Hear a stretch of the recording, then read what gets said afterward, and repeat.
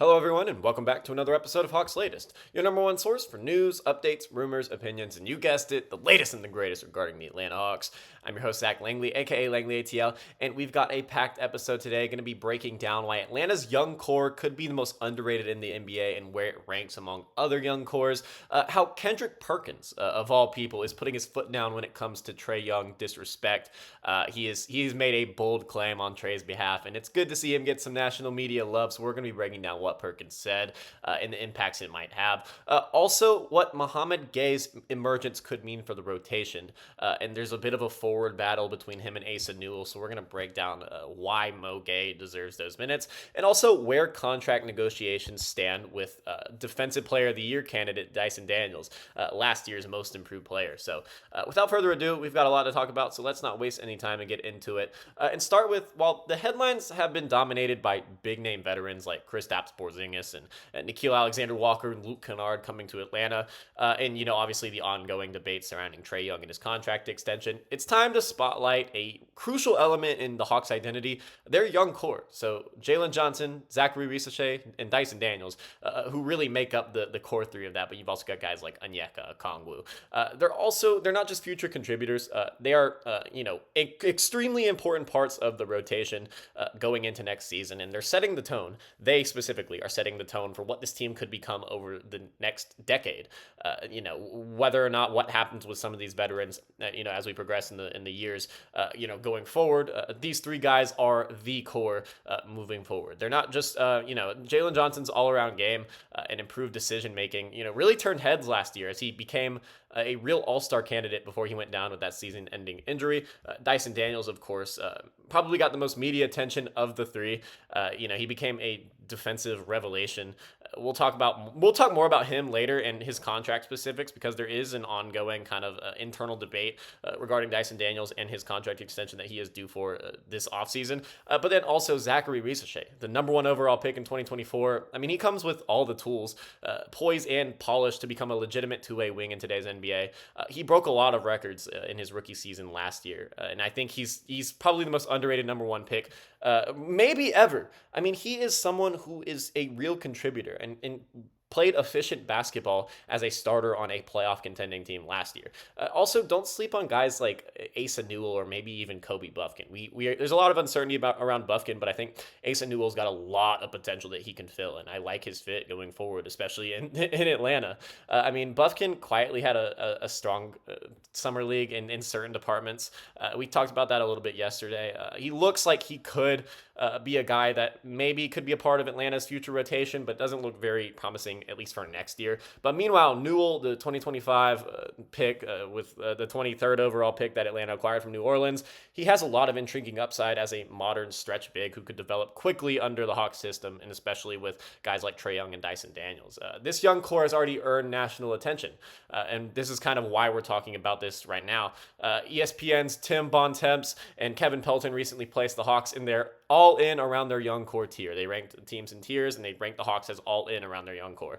They joined teams like the Detroit Pistons, Memphis Grizzlies, Portland Trail Blazers, and San Antonio Spurs. They even noted that Atlanta got a major boost this summer when it acquired an unprotected pick from the Pelicans in the 2026 NBA draft. Just an unbelievable asset. I mean, this mix of high upside talent and productive youth gives Atlanta arguably one of the most balanced developmental pipelines in the league. There's stardom there. There's also great role players going forward. And that's why some analysts are calling the Hawks a sneaky top 5 team in the East. Not just because of their elite offseason acquisitions, but the young core that they have internally developing. So now we're going to talk about, despite all that young talent, everything still revolves around Trey Young because he is the face of the team and the franchise. And while the criticism of, his struggles, especially in recent seasons, like shooting the basketball and winning games, they're unfair and they have been loud. Former NBA big man and current ESPN analyst Kendrick Perkins, Big Perk, isn't having any of it. On a recent episode of the Road Trippin' podcast, Perkins made it crystal clear. He said, "I'm tired of the Trey Young disrespect, bro. I've been saying it it for years. Like, I'm tired of it. First of all, he has completely made the Hawks relevant. Now, that's a strong claim for sure, and arguably an incomplete one. The Hawks, Hawks fans know the franchise had success in multiple eras. He did not make the Hawks relevant from, Dominique Wilkins dominating the 80s and 90s to the 60-win team in 2015 featuring Al Horford, Jeff Teague, Kyle Korver, and Paul Millsap. Trey didn't make the Hawks relevant, but he did put them more on a national stage, so I'll give him some credit for that. The point remains, Trey has been the face of the modern Hawks. Since entering the league, he has averaged elite numbers. 24-11 last season, 25-10 the year before, and 26-10 the season before that. Just generational numbers. And of course, we cannot forget the 2021 Eastern Conference Finals run, where Trey Young led upsets over the Knicks and Sixers and brought Atlanta 2 games away from an NBA Finals appearance, possibly just an injury away from making the NBA Finals and winning his first championship in one of his first seasons. Still, though, questions remain, and for fair reason. Can he lead the Hawks back into contention? Is he the kind of franchise player who elevates everyone around him? And this is kind of what the Hawks are, I guess, considering when thinking about giving him another long-term contract. The answer to those questions will likely define the Hawks season and dictate how far this promising core can go. He's going to be the face of the team next year, obviously, and then there will be some more questions around his future if Atlanta can't win with this roster, even if they stay healthy. So I certainly believe in them, but it's just a matter of getting that respect from the national media. But Kendrick Perkins is at least trying to get that started. So we're also going to talk about one name who isn't really getting a lot of love this offseason. And he did definitely struggle a good bit last season, but he wasn't really supposed to play. Mo Gay. Gay was thrust into action last season after injuries to guys like Jalen Johnson and Clint Capella and Larry Nance Jr. And despite being considered kind of a long-term project, which he is, when he was drafted, the second-year big man out of Washington State quietly shined, especially on the defensive end. So according to Bleacher Report's Dan Fayetteville, Gay is Atlanta's hidden gem, and for good reason. The Hawks were plus 9.4 points per 100 possessions with him on the court in 515 minutes. That is no fluke. Here's what Cleaning the Glass had to say about Gay. He is 98th percentile in points allowed per 100 possessions. He is 81st percentile in opponent field goal percentage and 74th percentile in turnover percentage.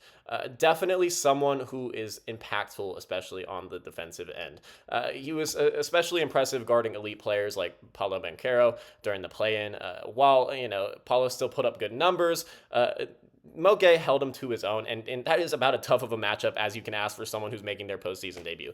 His footwork, length, and instincts allowed him to hold his own. A big ask for a second-year player. Offensively, Gay still has a very long way to go, and that is not to be taken lightly. His touch around the rim and three-point shooting are not consistent yet at all, but there are certainly signs of growth. His 76% from the free throw line indicates that three ball could potentially be a valuable asset moving forward. It's always a good indicator of shooting potential, and with time he could develop into a reliable pick and roll partner with Trey Young and potentially a floor spacer, because I believe in that shot. The shot looks good also. The form is nice, and that's always a good indicator. That's why I've always said I believe in Asa Newell's shot, even though he didn't shoot very well at Georgia. The form and the confidence both look too good. And I remember when Gay played his first games last season, and obviously it wasn't his first NBA games, but his first real rotation minutes last season, he immediately was just pulling from deep. He missed like 4 in a row, but it was still a thing where it was like he was immediately pulling, and Quinn always wants guys to just continue shooting, and that's always a good philosophy, because you don't want to let these players lose any sort of confidence even when the shots aren't falling, especially for a young player like Mohamed Gay, who just started playing basketball a few years before he entered the NBA. Just ridiculous. About as raw of a player as you could be. He could be a game changer off the bench. It is a crowded front court. He's going to have to fight for minutes, especially with guys like Porzingis, Kongwu, Johnson, and Newell in the mix. But don't count him out. I wouldn't be surprised if he is that immediate backup power forward in the rotation. And obviously he can play some 5. He's not very muscular in terms of comparing him to other centers in the NBA, but he is someone who has a very long frame and can play 5 in specific minutes. If he continues his development, he could be a real game changer, especially on the defensive end, and I'm looking forward to seeing that offensive game continue to grow. So now our final topic is going to be one of the biggest storylines to watch going forward regarding the Atlanta Hawks. It involves Tyson Daniels and his next contract. After a breakout season where he was named to the all-defensive first team, finished second in Defensive Player of the Year voting, and won Most Improved Player, about as accomplished of a season as you can have for a third-year guard. Tyson Daniels is no longer just a role player like he was in New Orleans. He is a building block to a franchise who's going in a very great direction. The 22-year-old guard averaged 14.1 points, 6 rebounds, and 4.4 assists in a jaw-dropping 3 steals per game. I mean, just unbelievable. For context, he recorded 229 steals, the most in the NBA by nearly 100. The next closest player was Shai Gilgeous-Alexander with 131. I mean, just pure dominance on that end of the floor. He made the leap offensively, too, and that was a big concern, trading DeJounte Murray for him. He increased his minutes from 22 to 34 per game and improving his three-point percentage to 34% on decent volume. And I think after a full offseason of work with guys like Kyle Korver, I think that shot can take another leap. If Tyson Daniels can shoot 37% from deep next season, that would be unbelievably huge. But here's the dilemma, though. Daniels' rookie contract expires after the 2025-26 season, which is next year. He's eligible for an extension right this instant. He's due just $7.7 million next year, and if the Hawks want to lock him down, they're going to have to pay up. There will be teams that are interested in Tyson Daniels if he hits restricted free agency next offseason, likely somewhere in the 20 to 30 million per year range. An Atlanta front office executive recently told Keith Smith, quote, "I think we can get a deal done with Dyson. Both sides want to. He's a perfect fit next to Trey Young because they complement each other well." The deadline to extend him runs through the offseason, and last year the Hawks waited until October to finalize Jalen Johnson's deal. So there's no need to panic just yet, and Jalen Johnson ended up taking a very team-friendly deal.